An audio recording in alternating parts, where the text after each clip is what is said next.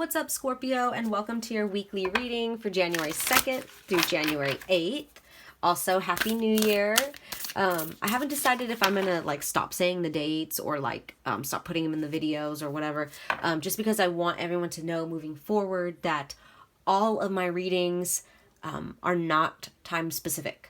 Even my past readings. So you can watch whatever readings you want at whatever time, whichever ones resonate with you, whichever ones are calling to you. They're not specific to just that time.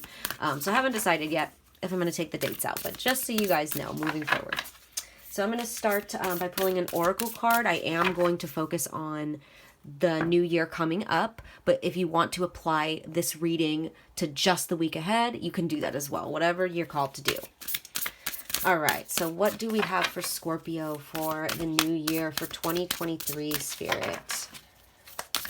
What is Scorpio focusing on this year? Please and thank you for Scorpio. Scorpio.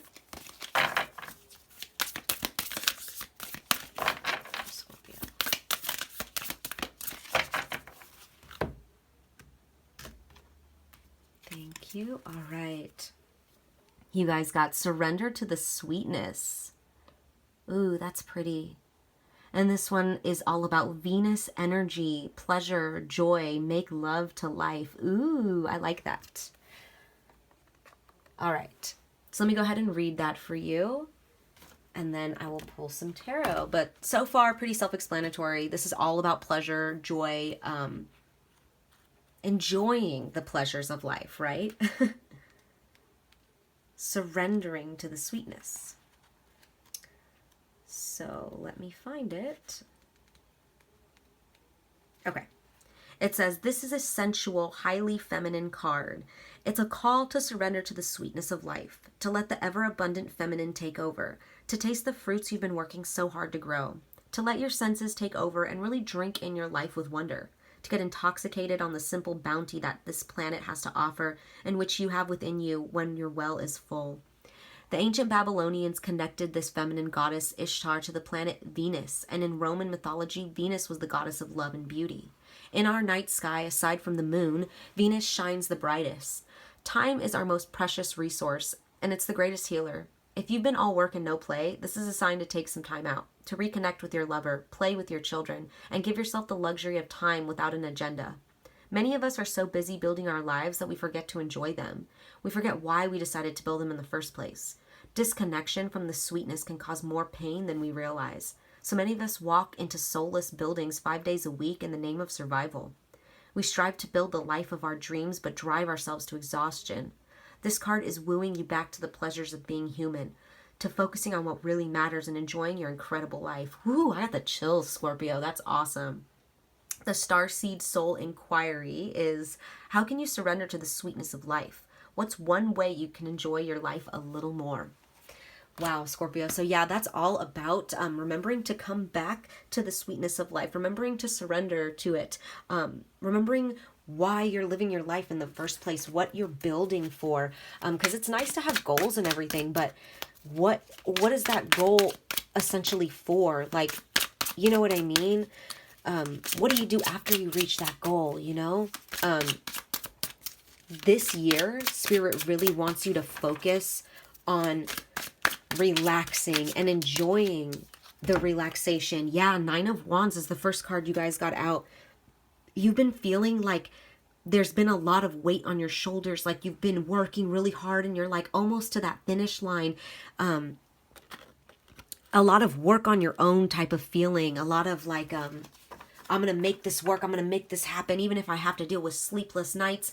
You guys have been doing a lot of that, and it's time to rest now. It's time to enjoy what you've worked so hard to build. You're right there. You're almost done, right? It's okay to relax, even if you still have a little bit more to go, right? Because tomorrow isn't always guaranteed, Scorpio. And you may, yeah, and look at what just came out is the Death card, you know? Not to be like spooky or anything like that, but I was just saying, like, you know, you could die any day. You really could. So there's an ending coming to this former way of dealing with life, this former way of thinking that you have to hustle and grind 24/7. right? This one wanted to come out. Knight of Pentacles is the last one. So this could take a little bit to get used to, Scorpio. And it could be something that, or it will be something, excuse me, with this Knight of Pentacles. It may take a little to get used to, but it will be something that will be worth it in the long run. You guys, like I said, will be putting an end to this former way of thinking about life, and you will be rebuilding, you will be planting this new seed of learning how to cherish life, learning how to be in your feminine, in your relaxation, in your enjoying the sensuality of life, enjoying the love and the joys of life. You will plant that seed, and over time you will learn how to integrate it with your life more easily, so that you won't always be either completely relaxed without any care or responsibility in the world, or work, grind. By planting this little seed, you guys will, like I said, it may be a slow process there, and it may take a little to get used to, but you guys will learn how to have a more balanced life, as far as knowing when to take some time for yourself, knowing when to vacation, knowing when to enjoy time with your family, go on a date with your loved one, you know, stuff like that. So pretty straight to the point. That was a really beautiful card, though. I just want to show it to you guys one more time, because that was just so pretty. Let me focus on it. Hold on. So beautiful. You see how they're just chilling, enjoying each other's company, loving life, surrendering to the feminine aspect of life. Definitely look up like what the feminine energy represents. You know, you guys are a feminine sign, so it is something that is going to resonate with you once you allow yourself to fall into that energy. You guys will resonate with it. And like I said, it may feel a little uncomfortable at first if you guys have been living in a different energy for so long, but that's okay, because it will build to something sturdy and something you could rely on, and something that you can fall back on if you need to. So the card that came out, that's interesting.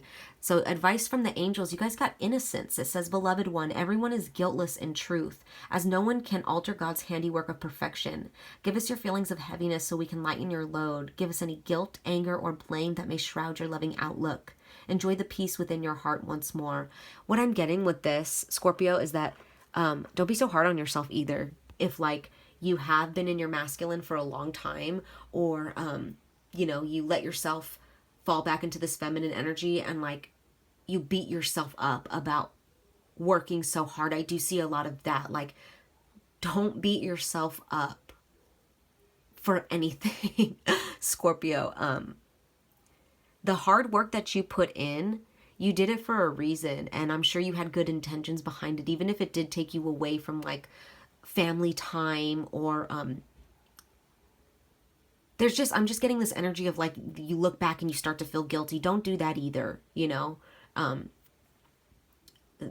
There's a lesson in all of this. It really is. And you know, your hard work doesn't go unnoticed or unplanted either. You know, if you were working hard, even at the expense of other things, you will benefit from it. You know, don't think that everything was for no reason, right? And give yourself a break. You know, you're only doing the best you can with what you know in that time, right? So those are your messages, Scorpio, for this week or for this year, however you want to take it. I hope they resonated. I'm sending you guys lots of love as always. Take care.